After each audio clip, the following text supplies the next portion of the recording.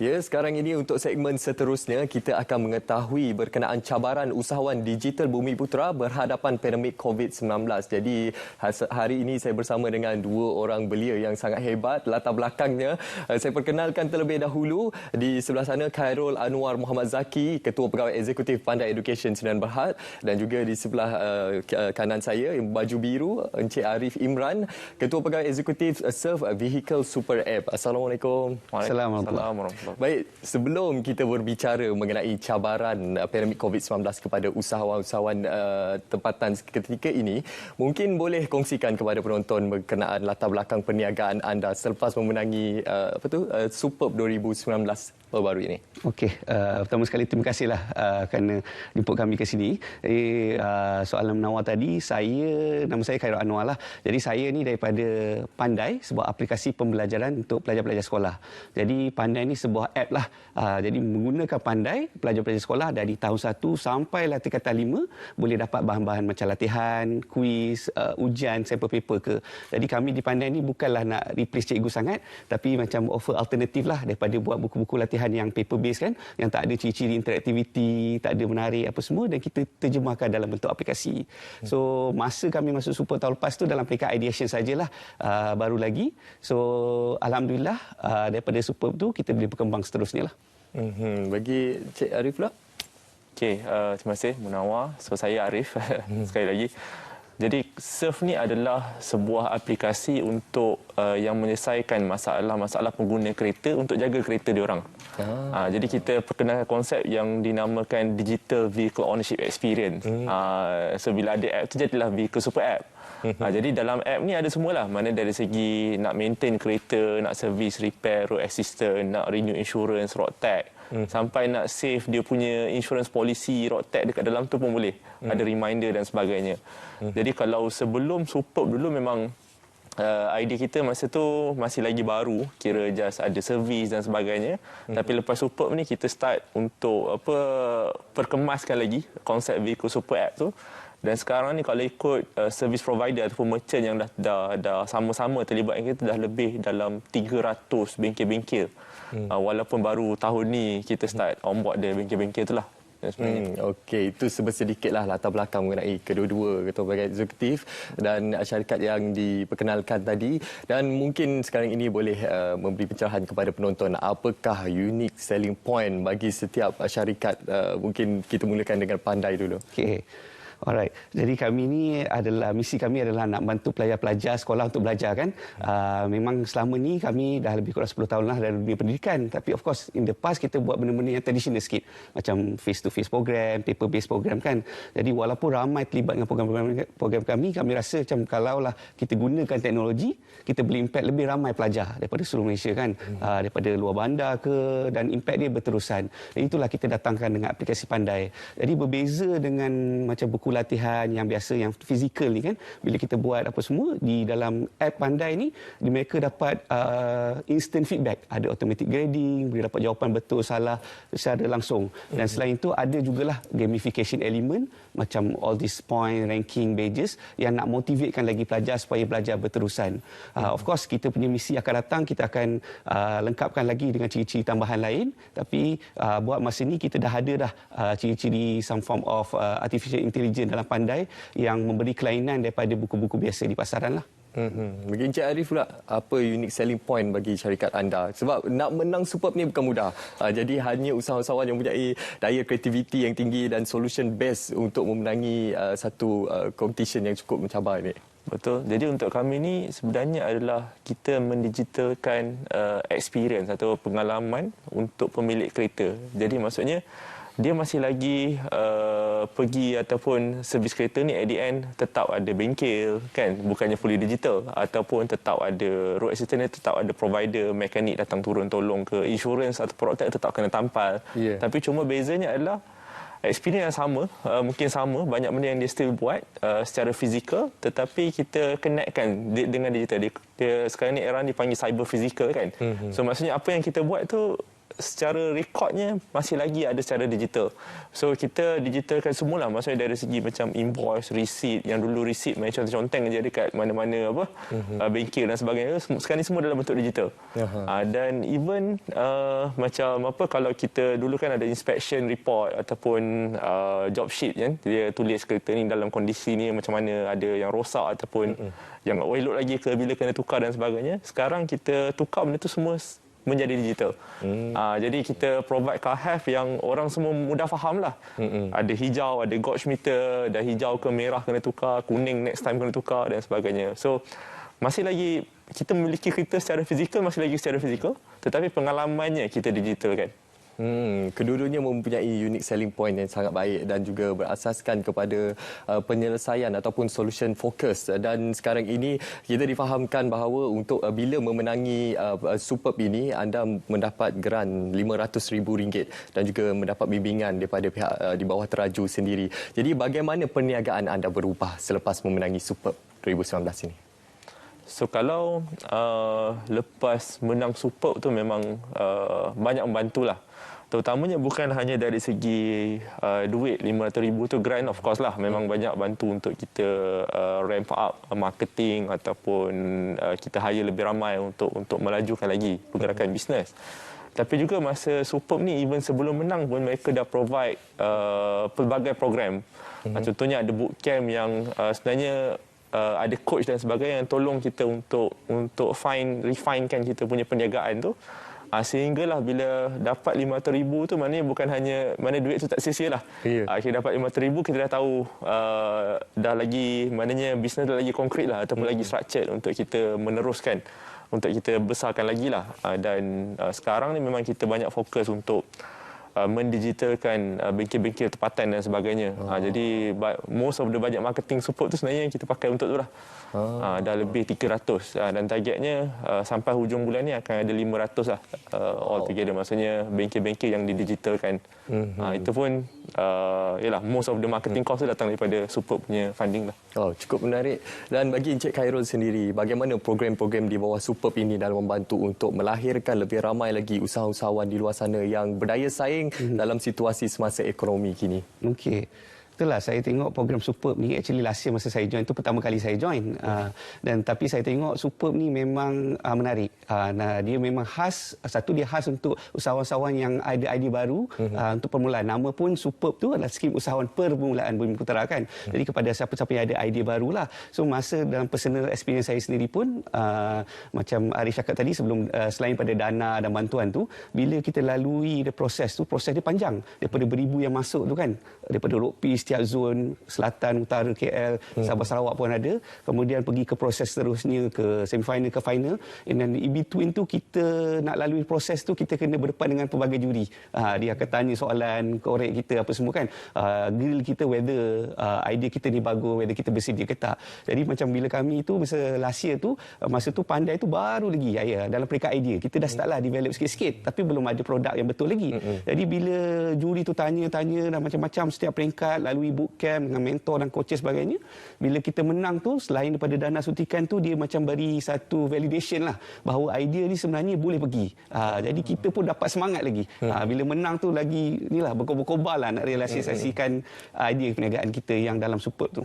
Idea perniagaan untuk Pandai Apps ini dari mana inspirasinya? Okey, itulah alhamdulillah kami sendiri dan saya dan rakan-rakan dalam dunia perniagaan dah kuat sometime dah. Jadi selama ni kita buat program yang biasa-biasa tu. Jadi kita dapat feedback daripada student-student yang benda yang kita buat ni bagus dan kita sediakan kualiti, bahan-bahan yang berkualiti lah. Cuma kita tak dapat nak sampaikan kepada lebih ramai pelajar lain lagi. Dan kita pun nak tambah benda-benda lain untuk beri impact yang lebih besar. So walaupun actually kita ni di Pandai ni macam peringkat awal lagi, masih macam merangkak lagi kan. Tapi kita internally lah, kita ada impian besar nak terbang jauh lah. Jadi impian kita nak contribute banyak dalam sektor pendidikan ni. So hopefully melalui Pandai ni dan juga teknologi kan, berasaskan digital, kita boleh bantu lebih ramai student di luar sana. Kita dalam Superb ini kita ingin melahirkan lebih ramai lagi usahawan di luar sana. Mungkin ada anak muda di luar sana yang mempunyai idea-idea perniagaan yang kreatif dan inovatif yang mungkin tak tahu di mana mereka untuk menzahirkan idea mereka. Bagi Encik Arif sendiri, apa antara pengalaman unik yang tak boleh dilupakan sepanjang menyertai Superb pada tahun lepas? Kalau ikutkan, yang paling proses tu panjang. Kalau ikut sama je macam yang Cik Karul cakap tadi. Daripada saringan dan sebagainya, proses itu memang panjang. Daripada saringan sampailah pitch peringkat pertama, sampailah nak pitch ke semi-final tu, ada bootcamp. Jadi bootcamp ni memang kita ada coach-coach yang tolong grill ataupun tolong gilap kita punya idea perniagaan, pitch dan sebagainya.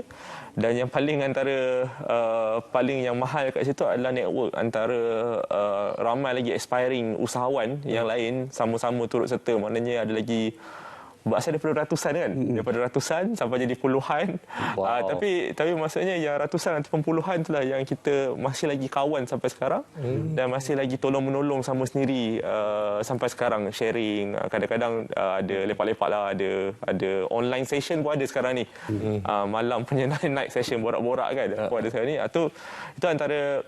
Itu antara satu nilai yang tinggi lah, maksudnya nilai networking antara semua di antara usahawan. Itu yang saya rasa paling berharga. Okey, tadi kita berbicara berkenaan keterlibatan kedua-dua tetamu kita dalam Superb 2019 dan sekarang ini kita lihat cabaran pandemik COVID-19 memberi impak secara langsung kepada semua sektor dalam negara sama ada di Malaysia maupun di peringkat antarabangsa. Jadi kita ingin melihat atau kita ingin mengetahui bagaimana COVID-19 ini memberi impak dari segi perniagaan sekarang ini. Okey. Untuk kami sendiri di Pandai, of course bila berlaku COVID tu dari segi syarikat ni adalah perubahan sikit dari segi cara kerja, budaya kerja kan, dari segi macam mana kami beroperasi. Tapi impak paling besar kami adalah disebabkan kami di dalam dunia pendidikan dan kita offer alternatif dalam bentuk online.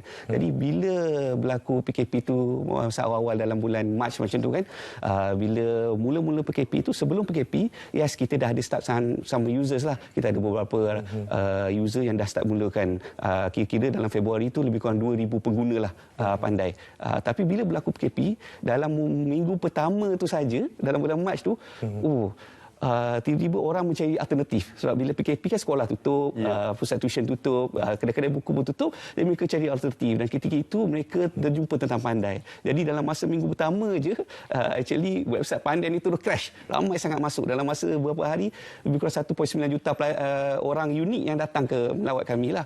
Jadi Alhamdulillah dalam masa sebulan je, pengguna kita meningkat daripada 2,000 hingga lebih kurang macam 40,000 macam tu. Dalam masa PKP pertama. Jadi Alhamdulillah, of course masa kita mula-mula start last year, kita tak foresee lah situasi COVID ni semua ni. Tapi bila berlaku situasi itu, Alhamdulillah lah kita ada sediakan some form of alternatif lah pada pelajar-pelajar, parent dan juga guru yang cari apa lagi nak guna dari rumah ni kan. Jadi Alhamdulillah lah dengan situasi itu agak kena dengan apa yang solusi yang kita cuba sediakan. Jadi daripada situlah penggunaan Pandai ni terus berkembang lah.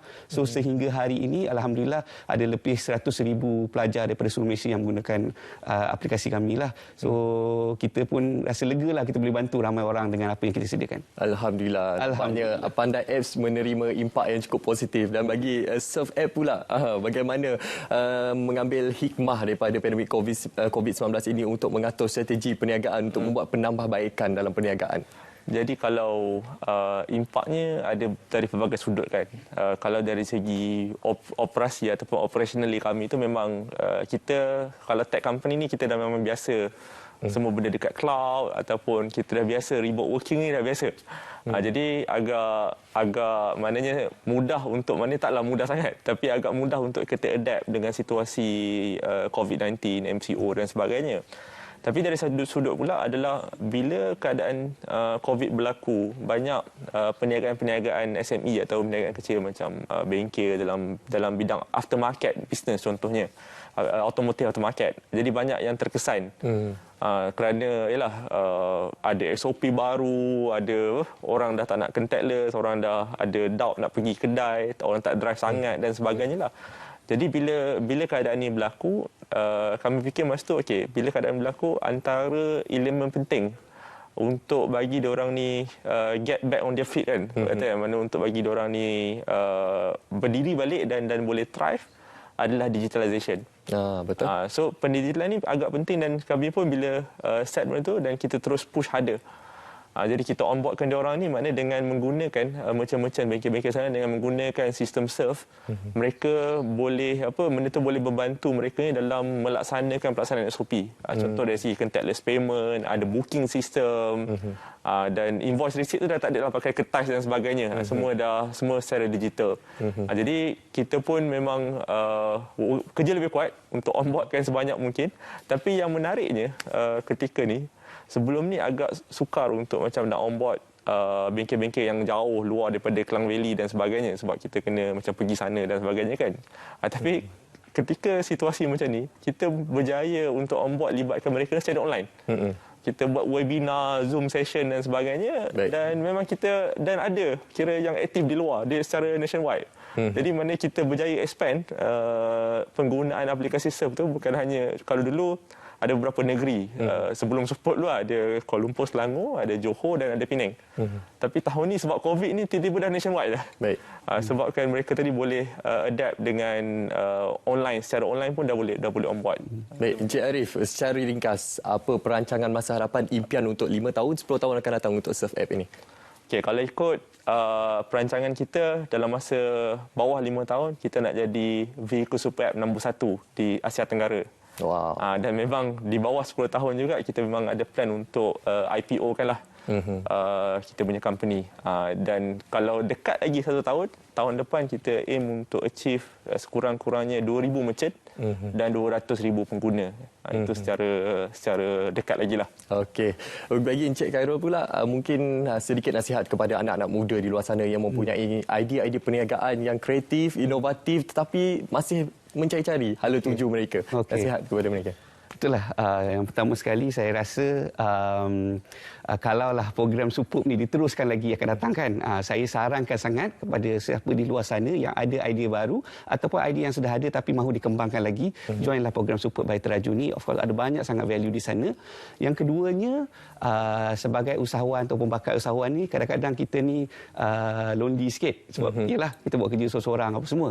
So nasihat saya macam Arif cakap tadi, ada network melalui Supup ataupun network melalui program-program lain, kita pastikan kita buat kerja bukan seorang. Walaupun usahawan lain dalam industri berbeza, pastikan kita dapat bounce off idea dengan mereka atau paling kurang dapat motivasi daripada mereka lah sama-sama. Dan daripada situlah insya-Allah perniagaan kita boleh berkembang lagi lah. InsyaAllah. Jadi kita ucapkan terima kasih kepada kedua-dua usahawan muda kita ini. Diharapkan semoga perkongsian kita ini memberi inspirasi kepada seluruh rakyat Malaysia, khususnya anak-anak muda di luar sana untuk terlibat dalam bidang perniagaan, khususnya sekarang ini perniagaan yang berasaskan teknologi sememangnya sangat membantu untuk membantu negara kita mendepani cabaran pandemik COVID-19. Terima kasih sekali lagi. Okey, terima kasih Munawar. Baik, penonton, daripada perbincangan kita berkenaan cabaran usahawan dalam mendepani pandemik COVID-19